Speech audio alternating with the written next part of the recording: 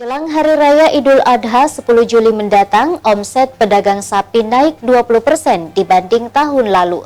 Salah satunya pedagang hewan ternak di bilangan Jalan Nikel, Kota Makassar. Berbeda dengan Idul Adha tahun lalu, penjualan hewan kurban pada tahun ini mengalami peningkatan di Kota Makassar. Salah satu pedagang sapi yang omsetnya naik tahun ini, yakni Haji Mahmudin, yang menjual sapinya di Jalan Nikel, Rapocini, Kota Makassar. Mahmudin mengaku pada tahun lalu hanya menyediakan 100 ekor sapi, sementara untuk tahun ini jumlahnya bertambah menjadi 200 ekor.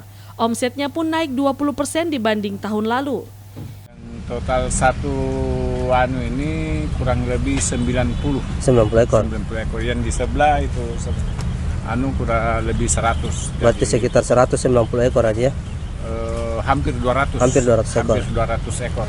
Kalau dihitung total itu sekitar 20. Ya sekitar 20% belum laku. 20% ya? 75% alhamdulillah. Berarti sekitar hampir 160 ekor. 160 ekor dia. Pedagang pun berharap agar warga Makassar untuk lebih jeli memilih hewan kurban yang mempunyai sertifikat sehat dari dinas pemerintah terkait. Rusmawan Dirara, Celebes TV.